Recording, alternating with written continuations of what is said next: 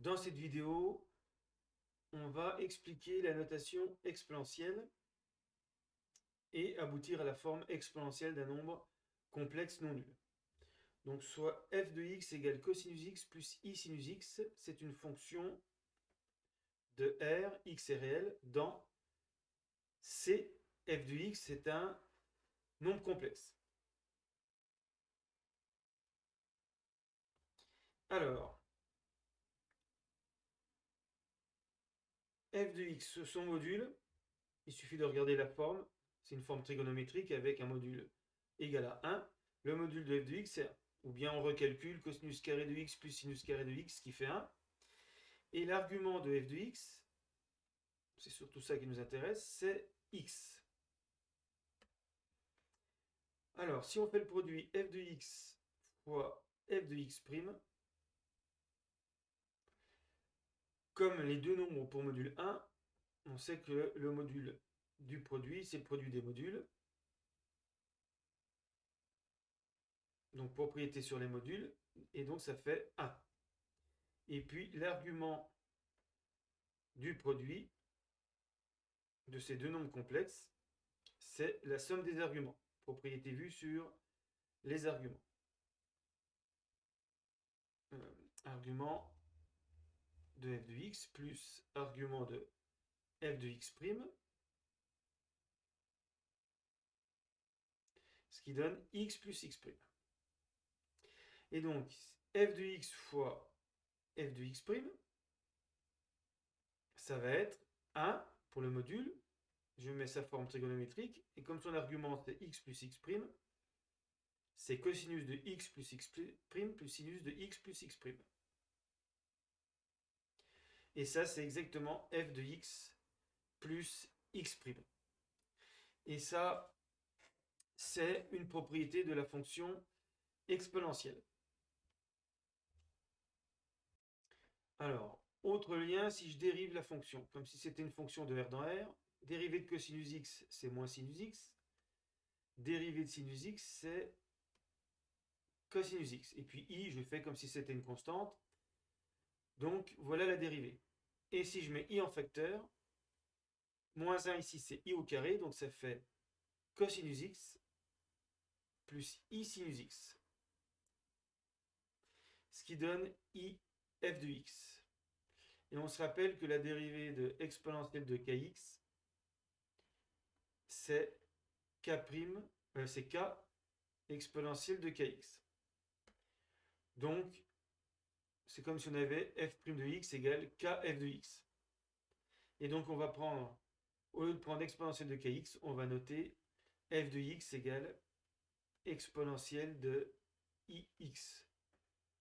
Puisque f de x a toutes les particularités d'une fonction exponentielle. Mais, bien sûr, ça n'est qu'une notation. Ça veut dire cosinus x plus i sinus x. Donc, voilà comment on va noter cosinus θ plus i sinus θ. Et donc, pour un nombre complexe non nul, écrit sous forme trigonométrique r cosinus θ plus i sinus θ, on va l'écrire r eiθ. Alors, quel est l'intérêt de cette notation? C'est quand si on a par exemple z' égale r' eiθ, si on veut faire le produit zz', eh bien on va faire r eiθ fois r', alors là c'est θ', exponentielle de i'θ'. Et donc on va regrouper r et r', et puis là on va faire exponentielle de i, θ plus θ'. On va faire comme si c'était une fonction exponentielle. Alors est-ce qu'on a le droit de faire ça? Eh bien oui, parce que là en faisant r', on applique simplement que le module de zz', c'est module de z fois module de z' égale r fois r'. Et puis l'argument de zz', c'est l'argument de z plus l'argument de z'. Donc c'est θ plus θ'. Et donc cette notation ne fait en fait qu'appliquer les propriétés qu'on connaît sur le module et sur l'argument d'un nombre complexe. non nul. Voilà. Donc c'est plus simple d'utiliser cette notation que d'utiliser les propriétés sur les modules ou les propriétés sur les arguments.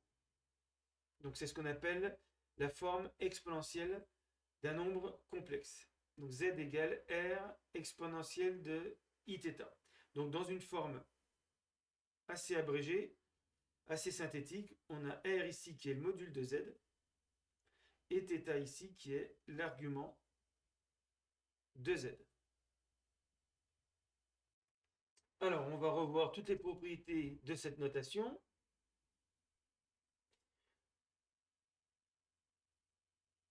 Alors, EIθ, EIθA, je l'ai appelé A ici, exponentielle de IA, plus exactement. Donc, ça sera toujours cosinus de A plus I sinus de A. Son module, c'est 1. Si on n'est pas sûr, on recalcule que sinus carré de A plus sinus carré de A, on sait que ça fait 1. Ensuite, son argument, d'après sa forme trigonométrique, c'est A. Donc, si on veut situer le point sur le cercle trigonométrique, donc c'est un Z égale exponentielle de EI, exponentielle de IA, c'est la fixe d'un point sur le cercle trigonométrique. Donc ici, on va noter maintenant exponentielle de IA. Donc en fait, c'est le point d'affixe exponentielle de IA, cosinus A plus I sinus A. Et donc, ces coordonnées, ce sont bien sûr cosinus A, sinus A. Voilà. Donc, pour situer exactement où se trouve exponentielle de IA. Et puis, si on a R exponentielle de IA, eh bien, on multiplie, là c'est la longueur 1, on prolonge jusqu'à avoir une longueur égale à R. Donc, si la longueur vaut R ici à partir du point O, si OM vaut R, là on a R exponentielle de IA. Donc, voilà comment placer un point M de module R et d'argument A. Alors, la première propriété, on l'a déjà démontré, exponentielle du IA, exponentielle de IB. Donc, en faisant le produit des deux nombres complexes de module 1, ça a pour module 1. Et puis, comme le premier a pour argument A et le deuxième a pour argument B, le produit a pour argument A plus B. Donc, on peut l'écrire exponentielle de I, A plus B. On pourrait d'ailleurs leur démontrer en calculant cosinus A plus I sinus A fois cosinus B plus I sinus B. Donc on aurait cosinus A cosinus B moins sinus A sinus B, et on reconnaît cosinus de A plus B, plus, et même chose, I sinus de A plus B. En développant, en faisant le produit, en connaissant cosinus de A plus B, sinus de A plus B, on retrouve exactement cette égalité, mais qui est beaucoup plus synthétique sous cette forme.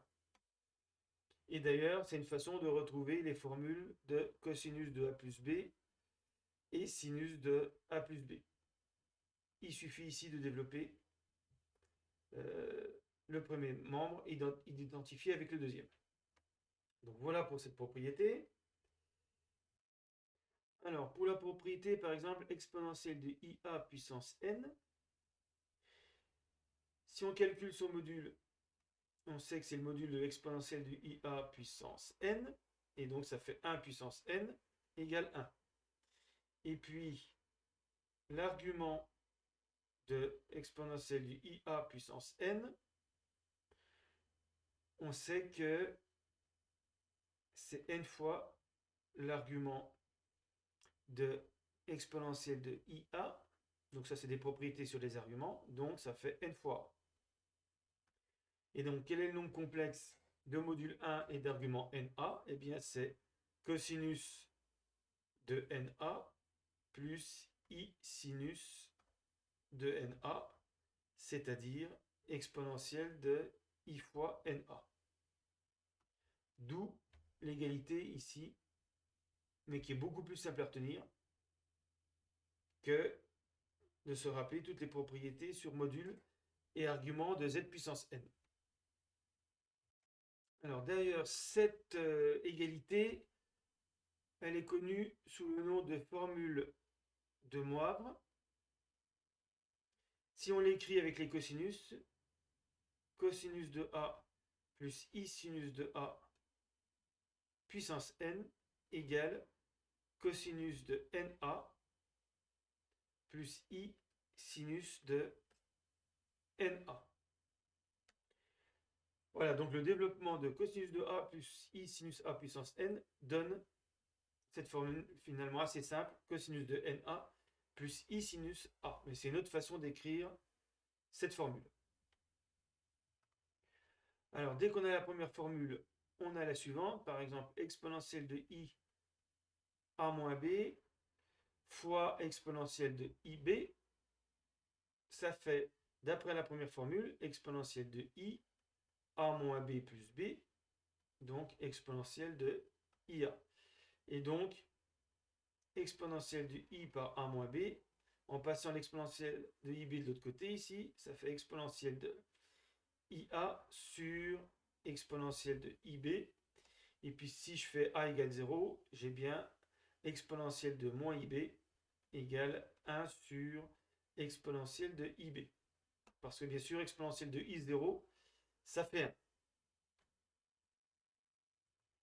Alors, pour la dernière propriété, le conjugué d'exponentielle de IA, c'est cosinus de A plus I sinus de A conjugué.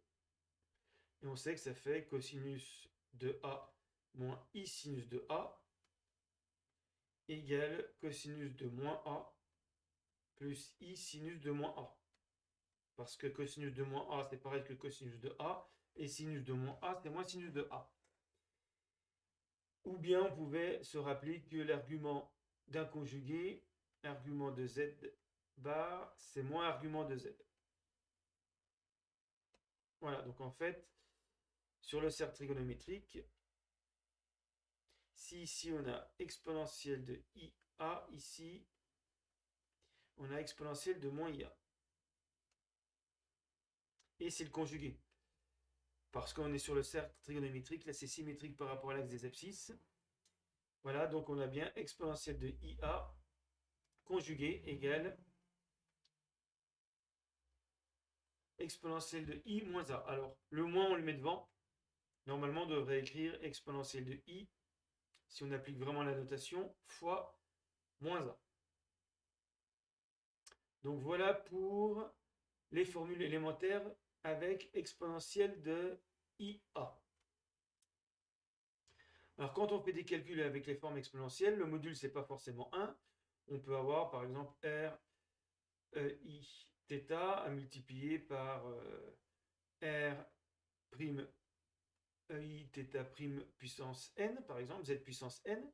Donc là, il faut faire attention. On aura par exemple R I θ. Donc le R prime est puissance n. Et puis ici, c'est I θ prime fois n. Donc on aura par exemple, si on regroupe les modules, R fois R prime puissance n fois EI θ plus n θ prime par exemple, etc. Donc cette notation, voilà, sans s'en apercevoir, là par exemple j'ai utilisé le fait que le module de Z puissance n, c'est le module de Z, le tout puissance n, et puis là j'ai utilisé le fait que argument de Z puissance n égale n fois argument de Z. Donc sans s'en apercevoir, on utilise des propriétés sur les modules et sur les arguments grâce à la forme exponentielle des nombres complexes.